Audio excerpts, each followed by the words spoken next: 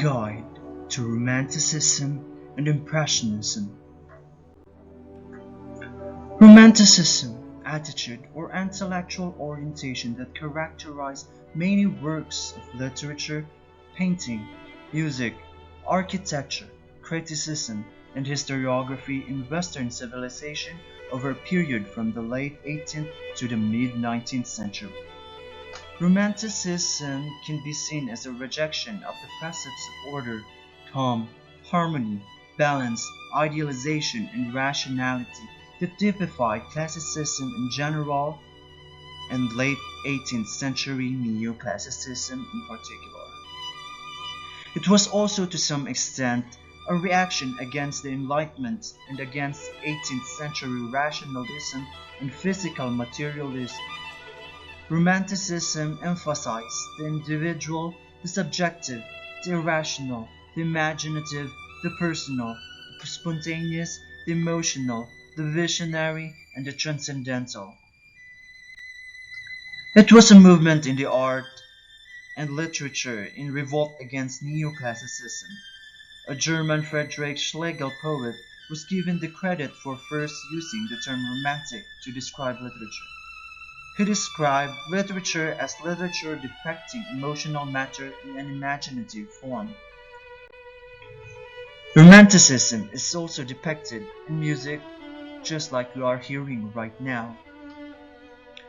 It is regarded as having transformed artistic styles and practices. Like many others, terms applied to movements in the arts, the word covers a wide and varied range of artists and practices. It is a retrospective term applied by later literary, art, and musical historians. None of the artists we refer to as Romantics would have as described themselves. It was a European phenomenon, particularly powerful in Britain, France, and Germany, but also affecting countries such as Italy, Spain, and Poland. There was also to some extent an American version of the movement. Imagination, emotion, and freedom are certainly the focal points of Romanticism. Any list of particular characteristics of the literature of Romanticism includes subjectivity and an emphasis on individualism, spontaneity, freedom from rules, solitary life rather than life in society. The beliefs that imagination is superior to reason and devotion to beauty, love of and worship of nature, and fascination with the past, especially the myths and mythicism of Middle Ages. Characteristics of Romanticism. Nature. In nature, the Romantics found inspiration for their poetry, wisdom, and straight-up happiness. If we went to the Romantics with a diagnosis of depression, they tell us, forget meds, take a walk in the park, hug a tree, talk to a bird, all you need is a little green. Part of the Romantics' obsession with nature had to do with the fact that they were living and writing at the same time of the Industrial Revolution. In the big cities, there were factories springing up everywhere and mechanized manufacturing processes were changing society. People were moving further and further away from nature. So the Romantics took it upon themselves to remind everyone of the importance of nature. Emotion. The Romantics' obsession with emotions has to do with what they were reacting against. Remember, the Romanticism followed on the heels of the Enlightenment, an intellectual movement of the 17th and early 18th century that emphasized reason above emotion, rationality above irrationality. The Romantics didn't agree with the Enlightenment point of view. Our feelings count, they said. Of course, we can always behave in a rational way.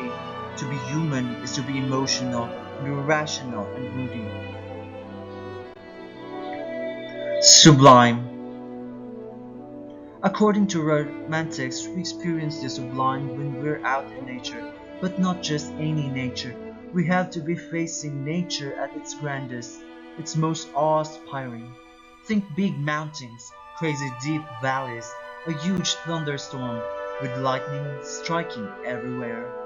What happens when we are confronted with nature at its grandest is that we are both terrified and uplifted all at once.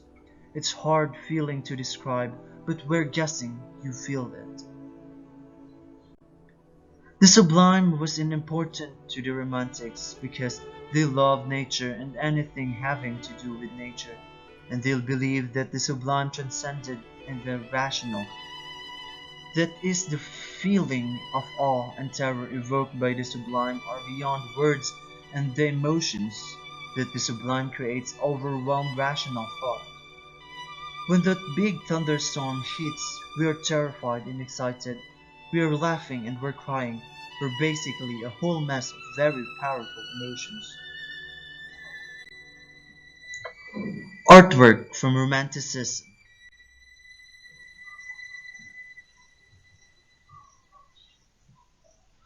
Saturn devouring his son, Francesco Goya, 1898 to 1823. Among the best known of works of Francesco Goya are his black paintings, which portray intense haunting themes, reflective of both his fear of insanity and his bleak outlook on humanity. These works were painted by Goya as murals on the walls of his house and were transferred to canvas years after his death. This disturbing portrait of Saturn consuming one of his children is the most famous of the 14 black paintings by Francesco Goya. It was one of the 6 paintings decorating his dining room. The masterpiece is based on the Roman myth by which the Titan Saturn ate his children, as it was prophesied that one of his sons would overthrow him, just like he had overthrown his father Callias. The Nightmare by Henry Fuseli, 1781. Henry Fuseli was a prominent Swiss painter known as the supernatural element in his works. This painting shows a ravished woman lying in deep sleep across a divan with her hands thrown back. Crouched on her chest is an ape-like incubus, a mythological demon which lies upon sleeping women in order to engage in sexual activity with them. The scene also features a mysterious black mare who peeks through the red curtains. Interpretation of the paintings vary. The most simple one is that it portrays a dreaming woman and the content of her nightmare. Usually critics agree that the painting was sexual themes and probably intends to show a female orgasm. The nightmare created a sensation when was first exhibited, and it soon became hugely popular. The Liberty Leading the People by Eugene Delacroix, 1830. Liberty has existed as a goddess in many cultures, and during the French Revolution, many allegorical personification of liberty appeared in France. Since then, the figure of liberty is viewed as a symbol of France and the French Republic. This painting commemorates the July Revolution of 1830, in which King Charles X of France was overthrown. It shows liberty as both a goddess and a robust woman of the people. She holds the flag France in one hand and Parliament in her other hand. Liberty Leading the People is hugely influential artistic work. Among other things, it has been a source of inspiration for the Statue of Liberty in Victor Hugo's renowned novel as Les Miserables. Since its creation, the painting has also served as the republican and anti-monarchist symbol. The masterpiece of the leading French Romantic painter, Liberty Leading the People, tops the list of the most famous paintings of the Romanticism movement. Now we are at Impressionism. Impressionism was a radical art movement that began in the late 1800s, centered primarily around Parisian painters. Impressionists rebelled against classical subjects matter and embraced modernity, desiring to create works that reflected the world in which they lived. Uniting them was a focus on how light could define a moment in time, with color providing definition instead of black lines. The Impressionists emphasized the practice of plein air painting or painting outside, initially derided by critics. Impressionism, since it's been embraced as one of the most popular and influential art styles in Western history. Impressionism was created in the 1860s when a group of painters, including Claude Monet, Alfred Sisley, and Pierre-Auguste Renoir, pursued plein air painting together. American John Brown created an invention that revolutionized the art. It is the paint in a tube. The movement made its official debut in 1874 in a show hosted by the Paris photography studio of Felix Nadal.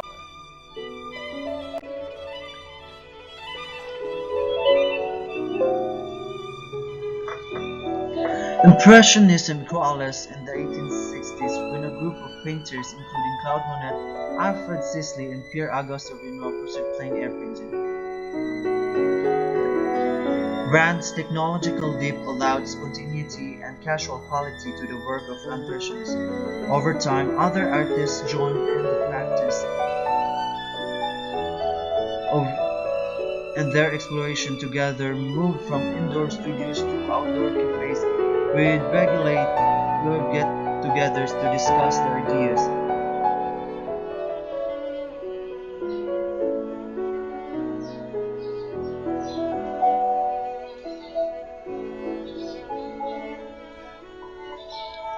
Defining characteristics: thick brushstrokes. Painterly brushwork is perhaps Impressionism's most recognizable trait. Unlike the carefully blended brushstrokes distinctive of previous movements, Impressionist artists employed thick, sketch-like strokes. These quick marks captured the ephemeral, fleeting nature of moments in time and allowed artists to experiment with colors and the ways in which different tones interact on the canvas. Distinctive color palette. Impressionists also exhibit a unique approach to color. Rather than mix paint to achieve certain tones, they instead group together individual spectrums of various colors. This method is particularly apparent in Impressionist depiction of shadows and snow, which respectively are never simply black and white. Impressionist paintings also often features neutral color schemes with vivid pops of red that both draw in the eye and add balance to composition. Focus on light. Many Impressionist light artists, most notably Claude Monet, had a penchant for painting in clear air or outside. With this approach, artists were able to closely study the light and its effects on landscapes, building, and other outdoor environments.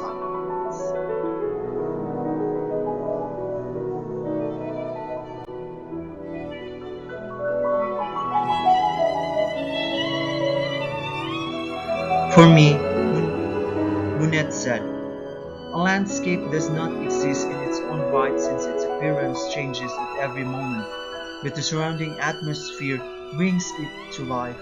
The light and the air which vary continually. For me, it is only the surrounding atmosphere which gives subjects their true quality, Monet said.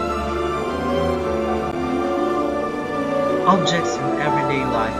Another avant-garde aspect of Impressionism is the everyday nature of its subjects. Typical content portrayed in Impressionist paintings includes still life depictions, landscapes, portraits of friends and family in modern city scenes. A far cry from the historical, mythological, and allegorical scenes found traditional in French paintings. Artworks from Impressionism.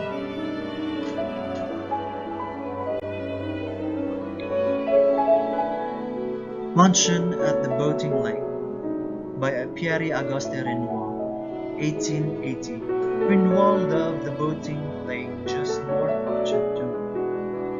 It was adjacent to the Hotel Fournaise where Renoir had courted his wife Elaine, and where the two often returned in summer. The painting is thoroughly impressionist, depicts modern scene, contemporary clothing, and does not seek to impart any moral message.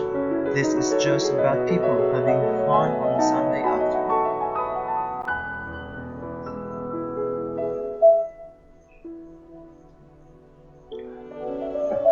Déjeuner sur Helver by Edouard Manet, 1862. Submitted by Edouard Manet to the Salon des Beaux Arts, the annual exhibition organized by the influential and conservative Académie des Beaux Arts, launched on the grass, was rejected by the jury. The painting was instead displayed in a different exhibition held in 1863 called the Salon des Refuses.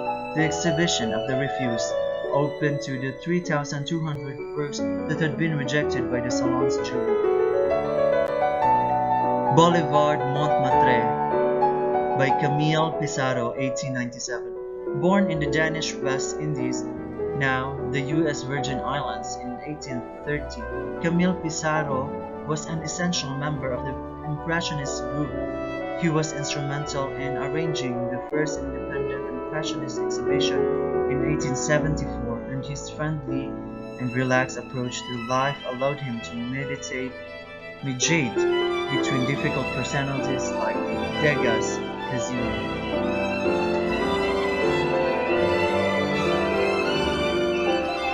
And that is all for Romanticism and Impressionism.